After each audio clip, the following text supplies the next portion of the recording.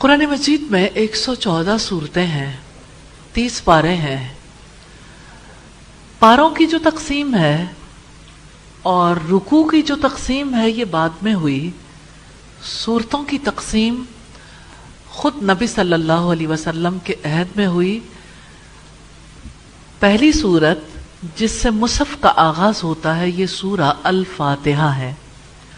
سورہ الفاتحہ مکی صورت ہے، 1 رکوع اور 7 آیات پر مشتمل ہے۔ مصحف میں ترتیب کے اعتبار سے اس کا نمبر پہلا ہے، نزولی ترتیب کے اعتبار سے اس کا نمبر 5واں ہے۔ یعنی جب وحی نازل ہونی شروع ہوئی نا، پہلی وحی آئی، دوسری، تیسری اور 5ویں نمبر پر سورہ الفاتحہ نازل ہوئی۔ سوال یہ پیدا ہوتا ہے فاتحہ سے کیا مراد ہے؟ فاتحہ اسے کہتے ہیں جس سے کوئی چیز شروع کی جائے، کھولنے والی۔ قرآن پاک کا آغاز اس سورت سے ہوتا ہے، اس لیے اسے سورہ الفاتحہ کہتے ہیں۔ قرآن مجید کی تلاوت، کتابت اور نماز کی قرات اسی سے کی جاتی ہے۔ سورہ الفاتحہ کے اور نام بھی ہیں۔ سورہ الفاتحہ کے جو نام ہیں جیسے الحمدللہ، ام الکتاب، 7 مثانی، قرآن عظیم، الحمد، الصلاۃ اور شفا، الکنز، الرقیہ، یہ نام جو ہے سورہ الفاتحہ کے ہیں، لیکن معروف ترین نام سورہ الفاتحہ ہے۔ سورہ الفاتحہ مکہ میں نازل ہوئی، اور سورہ الفاتحہ کے بارے میں کچھ باتیں میں ضرور آپ کے سامنے رکھنا چاہتی ہوں۔ کیا آپ مکہ میں اس مقام پر جانا چاہتے ہیں جہاں نبی صلی اللہ علیہ وسلم کے ساتھ آپ کے ایک صحابی موجود ہیں؟ امیجن کریں، سیدنا ابو سعید بن مولا نے بیان کیا کہ مجھ سے نبی صلی اللہ علیہ وسلم نے فرمایا، آج میں تمہیں مسجد سے نکلنے سے پہلے ایک ایسی سورت کی تعلیم دوں گا جو قرآن مجید کی سب سے بڑی سورت ہے۔ کتنا دل خوش ہوا ہوگا سیدنا سعید کا، ابو سعید کا۔ پھر آپ نے میرا ہاتھ اپنے ہاتھ میں لے لیا، رسول اللہ کا ہاتھ ہے، اور 2 ہاتھ آپس میں ملے ہوئے ہیں، اور آپ صلی اللہ علیہ وسلم یہ کہہ رہے ہیں، آج میں آپ کو قرآن مجید کی سب سے عظیم سورت کا علم دوں گا۔ آپ ذرا اپنے ساتھ بیٹھے ہوئے کسی فرد کا ہاتھ پکڑیں، ایک دوسرے کا ہاتھ پکڑیں ذرا، ایسے ہاتھ میں ہاتھ لیا تھا، اور رسول اللہ صلی اللہ علیہ وسلم بات کر رہے تھے، ہاتھ میں ہاتھ لے کے۔ تو آپ امیجن کر سکتے ہیں نا کہ اس وقت کی کیفیت کیا ہوگی۔ جب آپ باہر نکلنے لگے تو میں نے یاد دلایا کہ آپ نے مجھے قرآن مجید کی سب سے بڑی سورت بتانے کا وعدہ کیا تھا۔ آپ نے فرمایا الحمدللہ رب العالمین، یعنی سورت کا نام لینے کی بجائے آیت تلاوت کر دی۔ یہی وہ 7 مثانی اور قرآن عظیم ہے جو مجھے عطا کیا گیا۔ یہ صحیح بخاری کی روایت ہے، 4474 نمبر پر۔ اب جب بھی دیکھنا چاہیں اسے آپ جا کے چیک کر سکتے ہیں۔ نمبر کا بہت بڑا فائدہ ہے، اب آپ گوگل کر سکتے ہیں، آپ کو فوراً پتہ چل جائے گا۔ یہ حدیث جب ملے گی تو آپ کو لگے گا ہاں میں نے بھی وہ تلاش کر لی۔ تو آپ نے تلاشیاں ضرور لینی ہیں، تلاش کرنا ہے انشاءاللہ۔ تو 7 مثانی سے مراد 7 بار بار پڑھی جانے والی آیات ہیں، جس میں سے پہلی بسم اللہ ہے۔ اور آپ سوچئے سیدنا ابو سعید مولا عامر بن قریظ رضی اللہ تعالی عنہ نے بتایا پہلے شخص کا نام بھی ابو سعید ہے، دوسرے کا نام بھی ابو سعید ہے، دونوں فرق ہیں۔ کہتے ہیں کہ رسول اللہ صلی اللہ علیہ وسلم نے سیدنا ابی ابن کعب سے فرمایا، میں تمہیں مسجد سے نکلنے سے پہلے ایک ایسی سورت بتاؤں گا کہ اس جیسی سورت تورات اور انجیل میں اتاری نہیں گئی۔ کبھی کبھی آپ سوچا کریں کہ ہم مسجد کیوں نہیں جاتے، اور رسول اللہ صلی اللہ علیہ وسلم سے جو علم ہمیں مل رہا ہے مسجد سے نکلتے ہوئے ہے۔ مسجد اللہ تعالیٰ کا گھر ہے، اللہ تعالیٰ کے گھروں سے محبت کرنی سیکھنی ہے انشاءاللہ۔ اور آپ دیکھیے ابلیس اور ابلیس کے ایجنٹ ہمیشہ مسجد اور مسجد کے نمازی کے کیریکٹر پر حملہ کرتے ہیں۔ اسی وجہ سے آپ دیکھیں مسجد کے لیے جو محبت مسلمان کے دل میں ہونی چاہیے وہ محبت نہیں ہے۔ بہت کم لوگ ہیں جن کے دلوں میں اتنی محبت ہے۔ جن جگہوں سے محبت ہوتی ہے نا وہاں لوگ اپنی اولادوں کو بھیجتے ہیں۔ تو آپ اگر جائزہ لینا چاہتے ہیں تو دیکھیے کتنے لوگ اپنے بچوں کو اذان دینے کے لیے مسجد میں بھیجتے ہوں یا نماز پڑھنے کے لیے۔ سوسائٹی میں ایک بڑا چینج آ گیا۔ خیر ہم واپس چلتے ہیں رسول اللہ صلی اللہ علیہ وسلم کی حدیث کی طرف۔ میں تمہیں مسجد سے نکلنے سے پہلے ایک ایسی سورت بتاؤں گا کہ اس جیسی سورت تورات اور انجیل میں نازل نہیں کی گئی۔ اتنی عظیم سورت ہے۔ تورات اور انجیل اللہ تعالیٰ کی کتابیں ہیں، اور نہ ہی قرآن میں ویسی کوئی دوسری سورت ہے۔ پھر آپ نے پوچھا کہ جب نماز کی ابتدا کرتے ہو تو کیا پڑھتے ہو؟ انہوں نے کہا الحمدللہ رب العالمین۔ انہوں نے یہ پڑھی، آپ نے فرمایا یہی وہ سورت ہے۔ موطا امام مالک کی روایت ہے 182 نمبر پر۔ اور اس سورت کے بارے میں جو آپ ابھی سیکھنے جا رہے ہیں اپنی زبان میں، جس کا علم آپ اپنا کرنے جا رہے ہیں، ابھی تھوڑی دیر میں اس کا علم آپ کا علم ہو جائے گا انشاءاللہ۔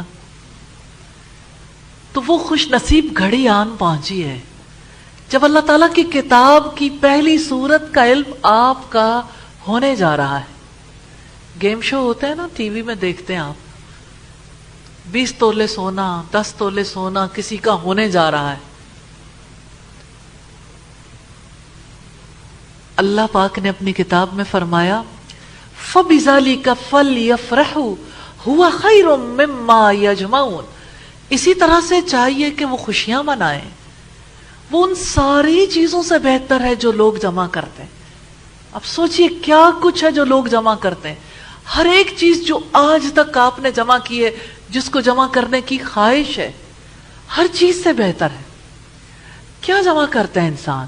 سونا، چاندی، ہیرے، جواہرات، اور اپنا بزنس بڑھانے کی کوشش کرتے ہیں، پلاٹس لیتے ہیں، اور کیا کچھ جمع کرتے ہیں۔ ان کے پیپرز، کتنے لوگ ہیں جن کے پاس کتنی پراپرٹیوں کے پیپرز ہیں۔ تو آپ آج سوچیں میں نے زندگی میں کیا کچھ جمع کیا۔ کچھ ایسی چیزیں بھی جمع کی ہوئی ہیں جو آپ کو گھن کی طرح چاٹ رہی ہیں۔ بہت سارے غم بھی جمع کر رکھے ہیں آپ نے، کیا ہوا ہے نا۔ جب کبھی کوئی دوبارہ ویسا موقع آتا ہے وہ بھی پاپ اپ ہو جاتا ہے۔ آپ لوگوں میں سے کون ہے جو جلدی غم زدہ ہو جاتا ہے؟ ہو جاتے ہیں نا۔ تو آپ نے بہت غم جمع کر رکھے ہیں۔ اچھا، آپ نے بہت سارے خیالات بھی جمع کر رکھے ہوں گے کسی کے بارے میں، بہت ساری تصویریں ہوں گی دل کے البم میں، کچھ اچھی کچھ بہت بری امیجز۔ لوگوں کے بارے میں آپ کیا فیل کرتے ہیں؟ آپ جو کچھ زبان سے کہتے ہیں وہ بھی اندر جمع ہو جاتا ہے. اور آپ دنیا میں جو کچھ جمع کرتے ہیں ان سب میں سے سب سے اچھی چیز کون سی ہے؟ قرآن. کیونکہ اللہ پاک نے فرمایا ہوا خیر مما یجمعون، وہ ان ساری چیزوں سے بہتر ہے جن کو لوگ جمع کرتے ہیں. اب آپ نے کیا جمع کرنا ہے؟ قرآن کا علم. اس کو حفظ بھی کرنا ہے جتنا اللہ تعالیٰ توفیق دے، اور اس کے الفاظ کو سیکھنا ہے، اس کے عمل کو سیکھنا ہے، اس میں جو کچھ بیان کیا گیا اس کو سیکھنا ہے، وہ جمع کرنا ہے. تو آج سے آپ کی جمع پونجی میں فرق آ جائے گا. یہ بھی ایک بینک ہے جہاں آپ بہت کچھ جمع کرتے رہتے ہیں. تو آپ کے اعمال کا جو بینک ہے نا، اب اس میں سب سے بڑی انویسٹمنٹ ہونے جا رہی ہے. تو پائل اپ یور نالج، اپنے علم کا ذخیرہ اکٹھا کریں، اس کے پر زیادہ محنت کرنی ہے، اور اپنے اعمال حسنہ کو پائل اپ کریں اور بڑھاتے چلے جائیں، اور اس پیغام کو پہنچانے کے لیے اپنی صلاحیتیں، قوتیں جمع کریں. وہ علم سیکھیں جس سے زیادہ آسان طریقے سے آپ پہنچا سکتے ہیں انشاءاللہ. اگلی روایت میں سب سے بڑے مفسر قرآن سیدنا عبداللہ ابن عباس کی روایت سے آپ کے سامنے رکھنا چاہتی ہوں. کہتے ایک دن جبرائیل علیہ السلام رسول اللہ کے پاس بیٹھے ہوئے تھے. کیا سب کو نظر آ رہے تھے؟ آپ لوگوں میں سے کون سمجھتے ہیں کہ وہ نظر آ رہے ہوں گے؟ پھر کوئی کیسے بتا سکتا ہے؟ اگر وہ نظر نہیں آ رہے تھے تو کسی کو کیسے پتا کہ سیدنا جبریل علیہ السلام بیٹھے ہوئے تھے؟ ہینڈ ریز کریں گے. کیسے پتا چلا؟ جی اللہ تعالیٰ کے نبی نے بعد میں بتایا. اچھا ٹھیک ہے جی ٹھیک ہے. کبھی کبھی حضرت جبریل علیہ السلام انسانی شکل میں بھی آتے تھے، تب بھی رسول اللہ ہی بعد میں بتاتے تھے، کسی کو پتہ نہیں چلتا تھا. اب آپ وہ منظر امیجن کریں، صحابہ کرام بیٹھے تھے جیسے آپ بیٹھے ہیں، اور رسول اللہ بھی بیٹھے ہیں صلی اللہ علیہ وسلم، اور سیدنا جبریل علیہ السلام بھی بیٹھے ہیں. وہ کتنے خوش نصیب لوگ تھے جن کے ساتھ سیدنا جبریل بیٹھتے تھے. لیکن آپ بھی خوش نصیب ہیں کیونکہ آپ کے ساتھ بھی فرشتے بیٹھے ہیں.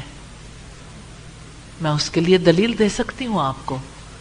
نبی صلی اللہ علیہ وسلم نے فرمایا اللہ تعالیٰ کے کچھ فرشتے ایسے ہیں جو علم کی مجلسوں کو تلاش کرتے رہتے ہیں، ذکر کی مجلسوں کو تلاش کرتے رہتے ہیں.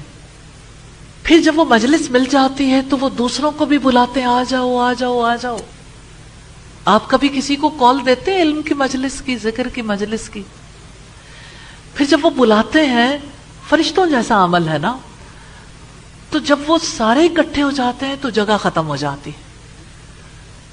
ابھی تو آپ کی وجہ سے بھی جگہ ختم ہو گئی الحمدللہ، لیکن جگہ تو بہت ہے. تو جب فرشتے اکٹھے ہوتے ہیں تو وہ پرے باندھتے ہیں. یہ چھتیں اس کے راستے کی رکاوٹ نہیں، دیواریں بھی رکاوٹ نہیں. پھر وہ آسمان تک چلے جاتے ہیں. اور میرا اس بات پر یقین ہے، میں گواہی دیتی ہوں کہ اللہ کے رسول نے سچ فرمایا کہ آج بھی فرشتے آسمان تک پہنچے ہوئے ہیں، اور اللہ تعالیٰ ان سے پوچھتے ہیں کہ میرے بندے مجھ سے کیا سوال کرتے ہیں، کیا مانگتے، کیا کر رہے ہیں؟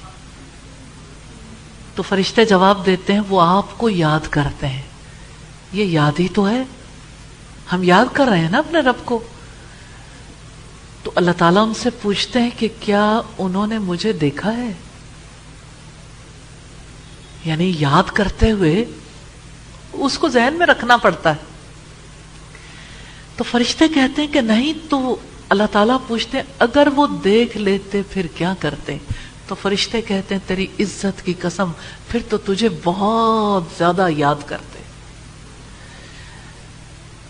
پھر اللہ تعالیٰ پوچھتے ہیں کہ وہ مجھ سے کیا سوال کرتے ہیں؟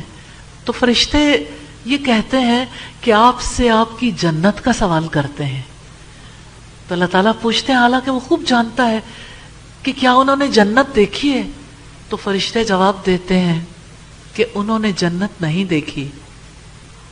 تو اللہ تعالیٰ پوچھتے ہیں اگر وہ دیکھ لیتے پھر کیسے سوال کرتے؟ تو وہ کہتے ہیں تیری عزت کی قسم پھر تجھ سے بہت دل لگا کر جنت کا سوال کرتے. اللہ تعالیٰ پوچھتے ہیں اور کیا مانگتے ہیں؟ تو فرشتے جواب دیتے ہیں تیری جہنم سے تیری پناہ مانگتے ہیں.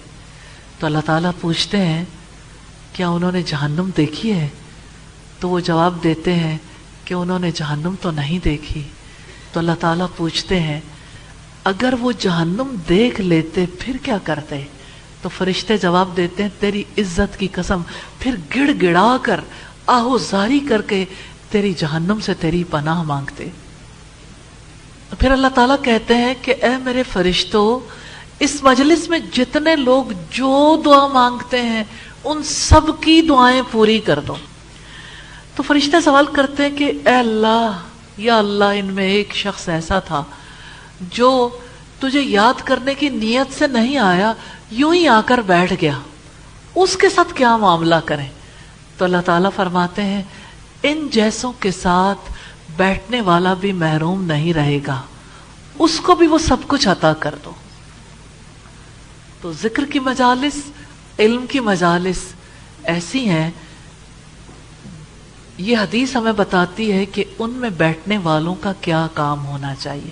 جنت کا سوال، جہنم سے پناہ مانگنا، اور اللہ تعالیٰ سے جو دعائیں یہاں ہوتی ہیں اللہ تعالیٰ قبول کرتا ہے. اس لیے اپنی نظروں کو بھی فوکس رکھنا سیکھیے اور اپنی توجہ کو ادھر ادھر سلپ پاس نہیں کرنی، ادھر ادھر بات نہیں کرنی، دیکھنا نہیں، کوئی آیا نہیں دیکھنا. تھک گئے ہیں آپ اپنی جگہ اٹھ کے کھڑے ہو سکتے ہیں بغیر پوچھے، اپنی جگہ اٹھ کے کھڑے ہو جائیں. آپ اچھا ناشتہ کر کے آئیں گے روزانہ، اور اچھا ہے دودھ، شہد، کھجور، 3 چیزوں کا استعمال ضرور شروع کر دیں. اور اگر بادام بھی استعمال کر سکتے ہیں تو بہت اچھا ہے. ہیلتھ ہے نا، جب آپ اسپرچول ہیلتھ اور مینٹل ہیلتھ کے لیے کوشش کریں گے تو فزیکل ہیلتھ ضروری ہے، کیونکہ صحت مند جسم میں ہی صحت مند دماغ ہوتا ہے. تو وہ لوگ سوتے رہتے ہیں جن کا بی پی لو رہتا ہے. تو نبی صلی اللہ علیہ وسلم کو بہت زیادہ پسند تھا شہد کا مشروب. ٹھنڈے پانی میں شہد استعمال کریں، آپ کی صحت بہت اچھی ہو جائے گی. کھجور آپ کو بہت ہیلپ کرے گی انشاءاللہ. کمپلیٹ ڈائٹ ہے اور ساری برکت والی چیزیں ہیں الحمدللہ. اور اسی طرح کسی کو زمزم ملتا ہے تو جب آپ کو ملے تو زمزم پی لیں. اسی طرح اور بھی برکت والی چیزیں ہیں جیسے انجیر ہے اور اسی طرح زیتون ہے. ان چیزوں کو ضرور اپنی ڈائٹ میں شامل کر لیں تاکہ آپ یہاں بیٹھے ہوئے زیادہ توجہ کے ساتھ سننے کے قابل ہو جائیں انشاءاللہ تعالی. اور ان میں کوئی یعنی کاربوہائیڈریٹس کی چیز نہیں ہے، کاربوہائیڈریٹس جس میں زیادہ ہوں یا کوئی ایسی چیز، سب چیزیں انرجیٹک ہیں، آپ کی صحت کے لیے بہت مفید انشاءاللہ تعالی. اور نبی صلی اللہ علیہ وسلم ان چیزوں کو یوز کرتے تھے، مسنون ہے ان کا استعمال بھی الحمدللہ. تو ہم دیکھ رہے تھے کہ سیدنا عبداللہ ابن عباس بیان کرتے ہیں ایک دن جبریل علیہ السلام رسول اللہ صلی اللہ علیہ وسلم کے پاس بیٹھے ہوئے تھے.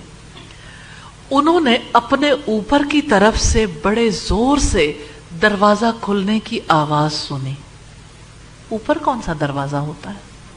آسمان کا دروازہ.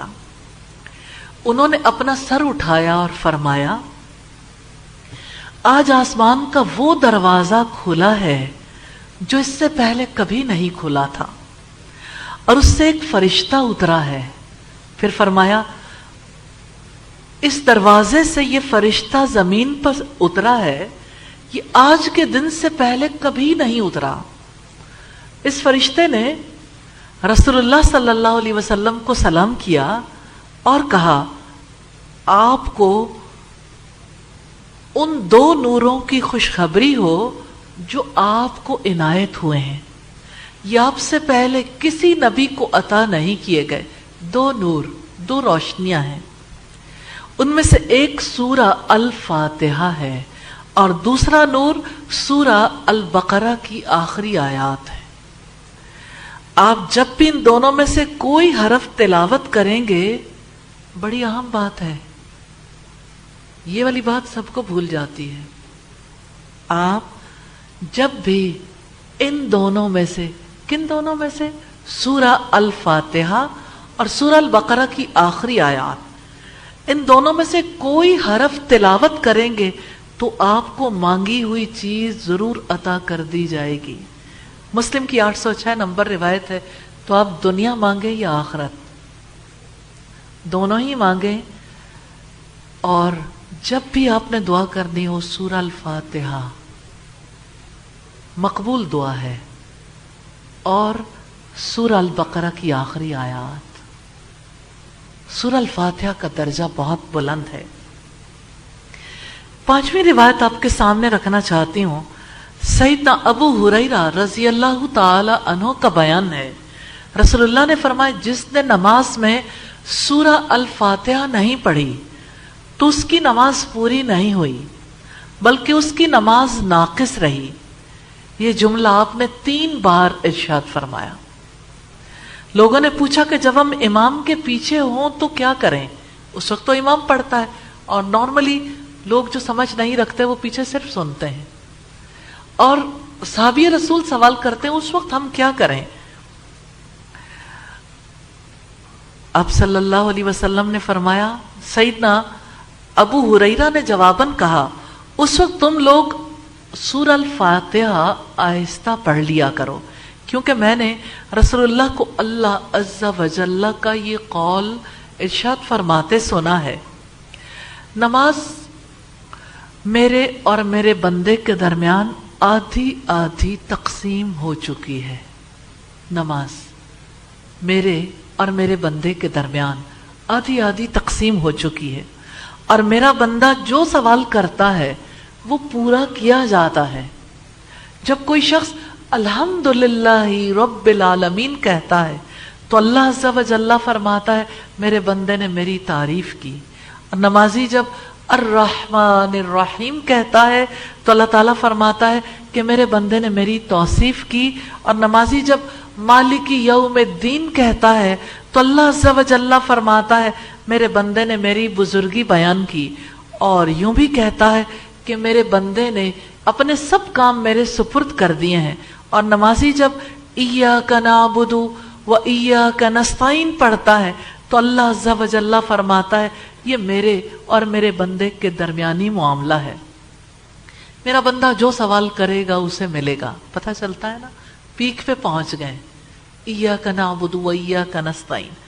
پھر جب نمازی اپنی نماز میں اہدنا الصراط المستقیم صراط الذین انعمت علیہم غیر المغضوب علیہم ولا الضالین یہ پڑھتا ہے تو اللہ تعالیٰ جواب دیتا ہے کہ یہ سب میرے اس بندے کے لیے ہے، جو کچھ طلب کرے گا وہ اسے دیا جائے گا.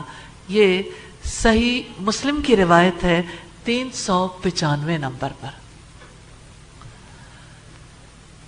سورہ الفاتحہ اہم ہے، اس کی اہمیت کی احادیث آپ یاد کریں گے انشاءاللہ. عربی زبان میں یاد کر لیں تو بہت اچھا ہے، لیکن اردو میں مشکل نہیں ہے. اونچی آواز سے جب آپ پڑھیں گے نا تو آپ کے لیے یاد کرنی مشکل نہیں ہوگی. لیکن یاد رکھیے گا نبی صلی اللہ علیہ وسلم کی احادیث کو آپ اپنے لفظوں میں الگ سے بیان نہیں کریں گے، اسی طرح بیان کریں گے جیسے نبی صلی اللہ علیہ وسلم نے بیان کیا، جیسے اس کا ترجمہ ہے انشاءاللہ تعالی اللہ تعالیٰ کے فضل و کرم سے.